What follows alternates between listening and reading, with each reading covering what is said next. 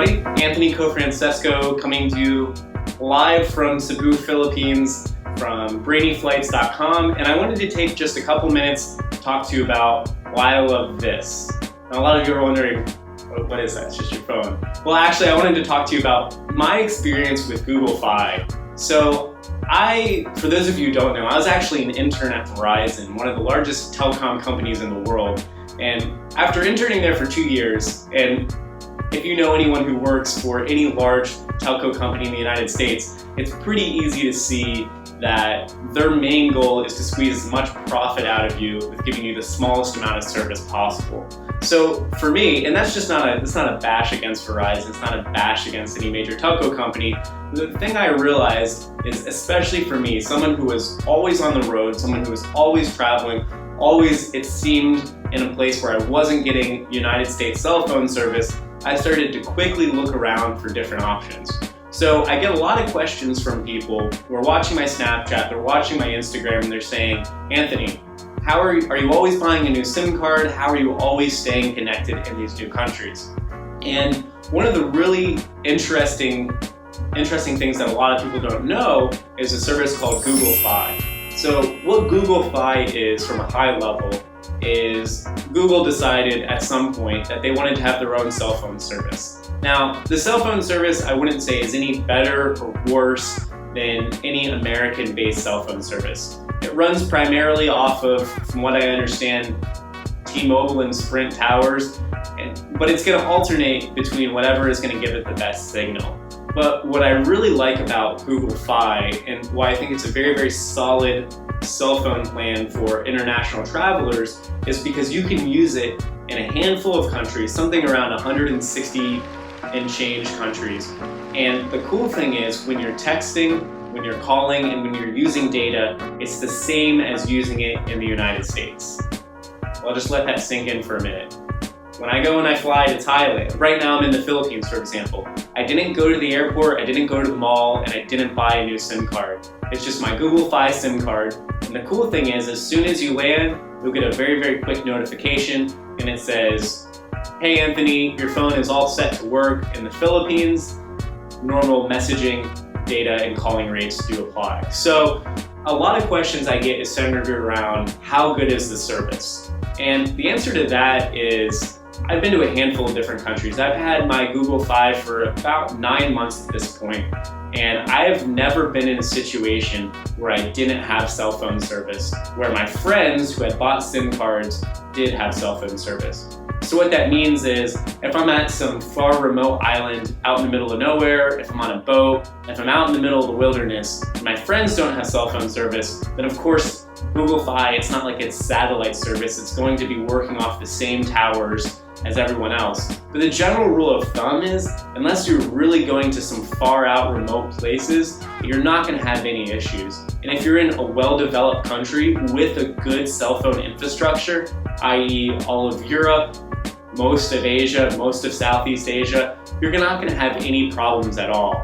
In fact, right now I can pull out my phone, and based on my current SIM card, which is just my Googe Fi SIM card, I get really solid 4G LTE that I can watch YouTube videos, scroll through Facebook, do just about anything that I would normally want to do.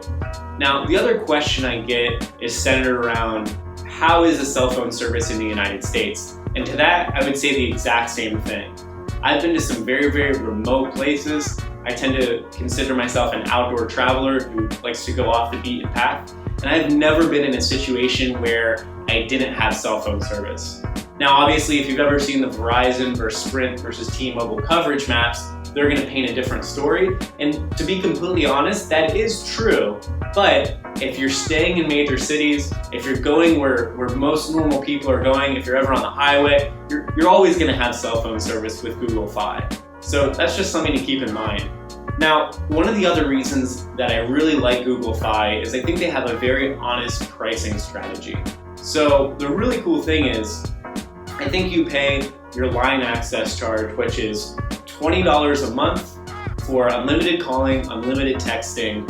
But if you add multiple people onto your plan, then it gets cheaper. I think it's $15 per line that you add. So you're going to be paying between $15 and $20 in order to have Googe Fi service. But the cool thing is, you pay for your data as you use it. So they charge you very simply $10 per gigabyte of data used. Now, what I was talking about that I think is a very honest pricing strategy is they actually give you a refund on your bill for any unused portion of data. So what does that mean? So essentially, let's say you go through a month and you use 1.4 gigabytes of data. How most companies would charge you is they would say, well, you used essentially 2 gigabytes of data because you went over 1 gig. But Google says, no, we're just going to charge you $10 for that first gig of data, and then $4 for the 0.4 gigs of data that you used, and then we're going to give you a credit on your next bill of $6 back. So you only get paid, you only have to pay for the data that you use. Now, just to be clear and to reiterate a point that I made earlier, when you're using your data in another country, it's the exact same as if you were using in the United States. So I can come out to the Philippines, where I'm currently living, I can go out to Europe, I can go to Africa, and every gig of data is still just going to be $10. I can make unlimited calls, unlimited texting with no issue. Now, another question that I get frequently is, what's the cell phone service like? What happens if you don't have 3G or 4G? What happens if you don't have data? Can you still call? Can you still send text messages? And my experience with that has been yes. The only thing you have to keep in mind is that if you were in a country, let's say you're in Ireland, you can't expect to type in a number for another country just as if you were in the United States. You're going to have to use the correct country code in front of it in order to have the call go out. I know that seems really basic and really intuitive, but it was something that was very frustrating for me. I was in Copenhagen trying to call someone in the United States, and I couldn't figure out that I needed to put the correct country code in front of it. Now, the only two real big downsides that I see to Google Fi right now are that the service only works with either the Google Nexus or the Google Pixel, which is a new phone that some say rivals the iPhone. But so if you're Team iPhone and you're hardcore Team iPhone, it's going to be a long time probably before you're going to be able to see good service from Google. But I'm rocking the Google Nexus. I personally don't have any issues with it. I think it's a fast enough Android phone to do all my applications, but there are certainly times I wish I had an iPhone just for the increased quality of camera. So if you're very, very picky on your phone, that might be kind of a sticking point for you. But you just got to keep in mind, if you're frequently traveling and you're going to a new country every single month, it might make sense if you're spending $15, $20, $30 to buy that SIM card every time. It might make sense from a consistency purpose just to know, okay, when I land, if I'm going and checking into an Airbnb, I don't have to wonder about, okay, am I going to actually be able to contact the host? Additionally, being able to call Ubers in other countries, just simple things that you take for granted. Having navigations on your map, for example, is something that I've seen as a huge benefit from Google Fi. So I'm like the biggest advocate in the world for this program. I think there's a lot of value to be had from it. But if you're someone who's only traveling maybe once a year, you really like your current phone, you don't want to switch plans, then I'd probably say stick to your current plan. But if you're always on the road, always traveling, I think this has a tremendous amount of value for travelers.